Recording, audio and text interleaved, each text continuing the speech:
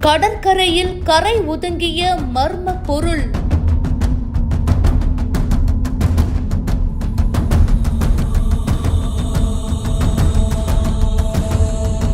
அட என்னப்பா இது இவ்ளோ பெருசா இருக்குன்னு பார்த்ததும் மிரண்டு போன மக்கள்.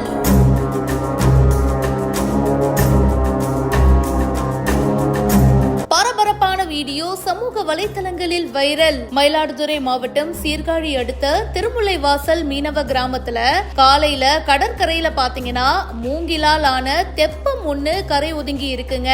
இத பார்த்த மீனவர்கள் காவல்துறைக்கு தகவலும் கொடுத்திருக்காங்க. போலீசார் சம்பவ இடத்துக்கு வந்து ஆய்வும் மேற்கொண்டாங்க, விசாரணையும் பண்ணிட்டு இருக்காங்க. மூங்கில் மரங்களால் ஆன தெப்பத்துல பூஜை பொருட்கள், மலர்கள், தோரணம், சிலைகள் அப்படின்னு பல விஷயங்கள் இருந்திருக்கு. எங்கிருந்து வரப்பட்டிருக்கு, எப்படி இது இங்க வந்துச்சு, இத பத்தி எல்லாம் இப்ப கடலோர காவல் படை மற்றும் சீர்காழி போலீசார் தீவிர விசாரணையில ஈடுபட்டு வராங்க.